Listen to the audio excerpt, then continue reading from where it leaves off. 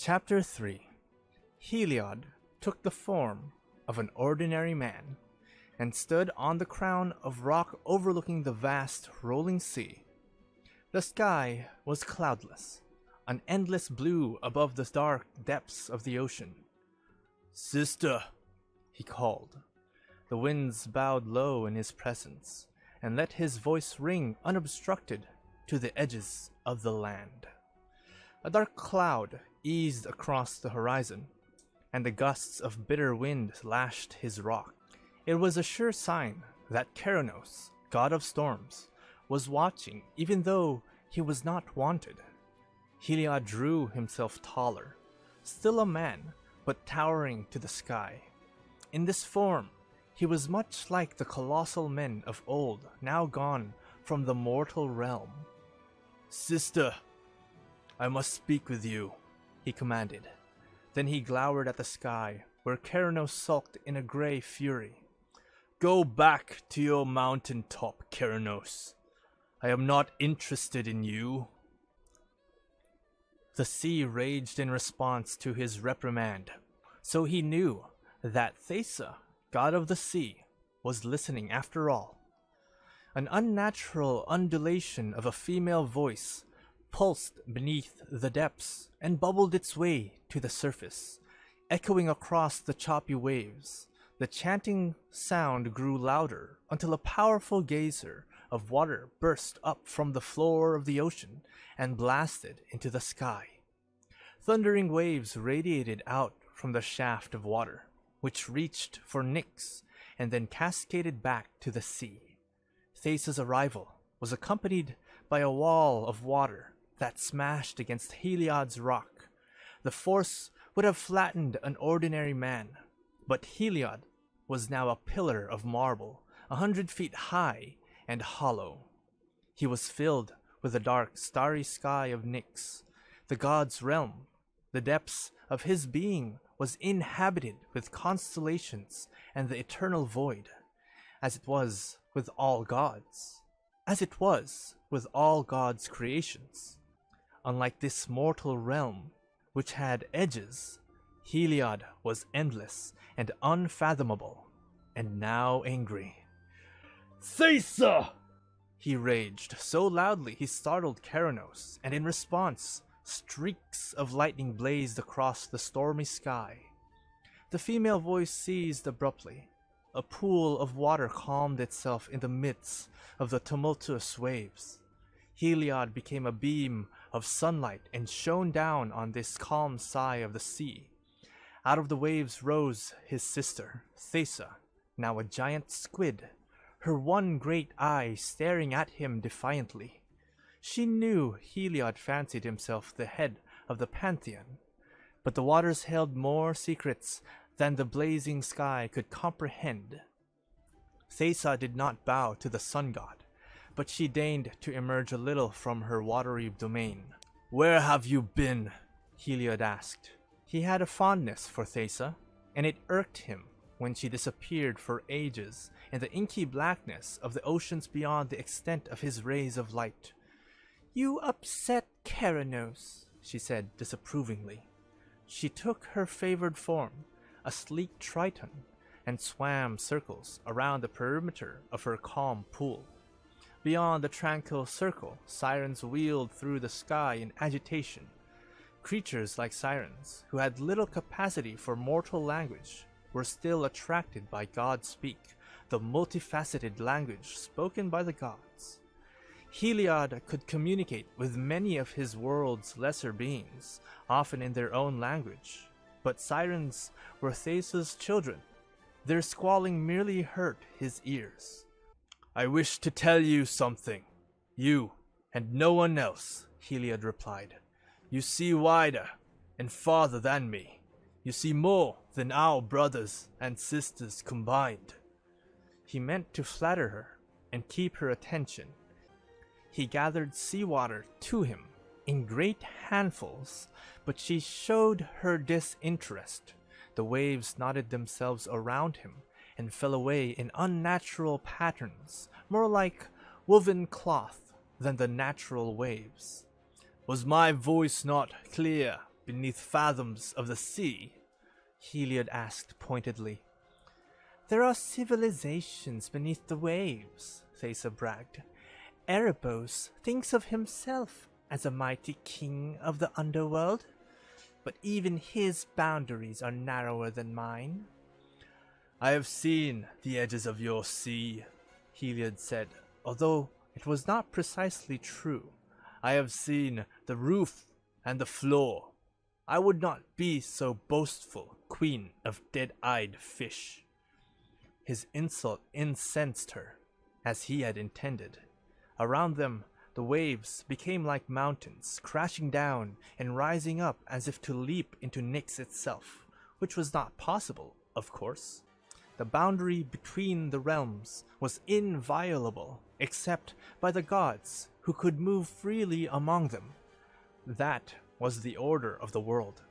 It was decreed that neither grains of sand borne on the wind, nor the mightiest of the 100-handed ones, could break the dome of the sky and access the gods' realm. Only the gods could traverse the invisible passageways. Only the gods could both inhabit and be completed by the constellations. The waves cannot access Nyx, Heliod bellowed, with such force that Thesa transformed into mist to avoid the crippling sound of his voice, which traveled for miles.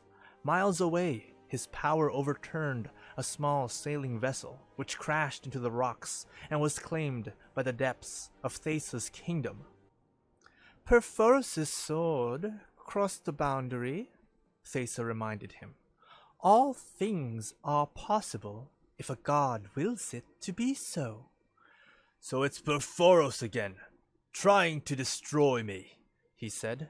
He breathed the name of his enemy into the four winds, and the sky trembled.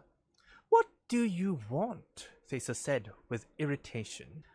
I am weary of your feud with our brother. He has suffered enough from your last battle. How can you ask me what I want? Look around you, great eye. Perforos again threatens Nyx. He could cast all the ancients in the heavens down amongst the mortals. Fragments of the night sky are falling. Nyx crumbles while you paddle about unawares. Who told you this? Thesa asked. She now appeared as a fine mist that danced around him in strands of sunlight. It gave him comfort that she could turn the sea into one immense tidal wave that would inundate all the land, even the tallest mountain peak, yet she could still not hurt him. The horizon felt them fall, and Crufix sent a dove, Heliod replied. He took the form of a man again, standing on the crown of rock as his sister appeared as a woman beside him. Together they stood in the mortal realm, corporeal and hollow. The sun warmed them, and in the places where they should have cast shadows, the glittering stars of Nyx lay on the ground. And what if the horizon is a liar, and the dove merely a dream? Thesa laughed. She was not one to laugh easily, and Heliod was furious with her for taunting him. Nearby, the sirens had reconvened about the waves in a great flock. They screeched and mimicked their queen's laughter. Heliod could not be bothered with them, so annoyed was he at his sister. I do not dream, he said stubbornly. He was lying. He should not dream, yet last night he fell asleep in the form of a man and saw holes in his consciousness. In this dream state, great spaces of void invaded his vision and prevented him from seeing the expanse of his domain. Perhaps Perforos is feeling murderous, boiling his iron skin in his infernal forge. Thesa spoke as slowly as a trickle of water, just to infuriate her brother. She knew something, but she wanted to torment Heliod before she told him. He had grown too arrogant even before this battle with Perforos, and he had fancied himself above the rest of the gods. Does he forge another sword in chaos? Heliod asked. Tell me! You cannot condone this destruction of Nyx. Your realm would suffer greatly. You pretend as though you fear the destruction of Nyx, but it's him who makes you tremble. Presently, Heliod tired of her attempts to taunt him. He became knots of white fire and bound her to him. He caught her by surprise, and as a winged horse, he stormed across the sky with her leashed to him. The ocean rose higher, and the waves plucked desperately at the air, but they could not save Thesa from his grasp. Keranos, who hated the sight of suffering, protested with lightning that branched across the sky. Always cautious, Karametra covered her city with her hands. Even Phoenix stepped around a shadow corner, so intent was he on watching. Heliod dragged Thesa to the Despair Lands, where the Nyx fragments had dislodged from the god realm and struck the mundane earth. He released his hold on Thesa and let her drift like a feather to the black sand beneath. He could sense a shaft to the underworld nearby. Heliod could hear the rushing of the underground river and taste the despair leaking up from the shaft and into the mortal realm. He hated Erebos with his ceaseless vanity and self-loathing. The god of the dead should have two faces. He was such a pathetic liar and coward with his bullywhip. There, Heliod said to Thesa. He pointed his great spear of light. And look above, Thesa. There are voids in places where Nyx should be. Thesa had landed at the feet of the Nyx fragments, which stood taller than the greatest Cyclops, who was 7 times as tall as an average man. There were 10 broken shards that looked like the fingers of a titan grasping up from under the ground. The fragments were hollow like the gods, filled with the night sky and the sparkling stars and mists of color and patterns of all the knowledge of the world and the cosmos beyond. Nothing like this has ever fallen before, Heliod said. He tried to say it gently. He needed her to understand the dire circumstances. If this is done by Perforos, then it is by a weapon I cannot conceive. No, you cannot, because you think in straight lines, while his mind is as tumultuous as waves in a storm, Theseus said. You are even more blind than you know. Tell me what you have seen, Heliod roared. His last trace of patience was gone. I have seen nothing. I have heard footfalls from a creature at the far edge of the Nysian. What did you say? Heliod said. What forest creature is so vast that it could make its presence felt in your realm? In the next instant, Heliod realized what creature she meant, and he did not believe her. You lie! He shouted, and the gray stones around them cracked and turned to dust. Polukranos does not stir. She became the giant eye that hated him, and he saw her stone-cold intentions reflected in every drop of water that fell dripping from her, the lidless pupil, onto the wasteland that had seen no water in anyone's memory.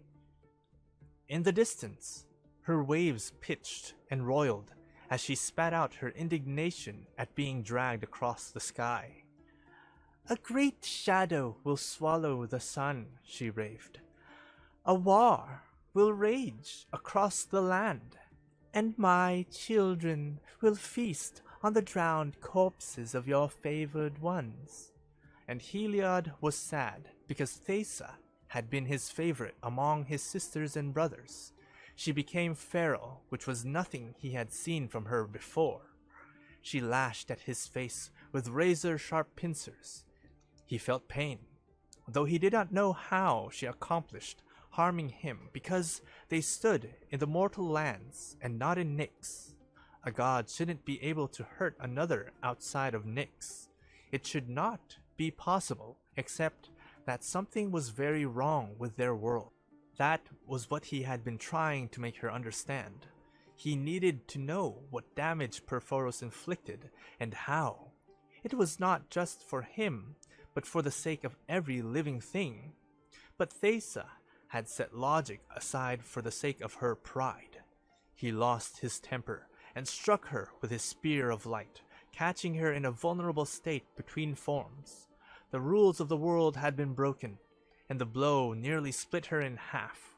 She fell pathetically amid the common slate stones and sand, where she slowly reformed into a worthy vessel for the stars. But Heliod wasted no more time on her. He became white flames and burned his way across the horizon. He left Thesa cast down among the wayward shards of his realm.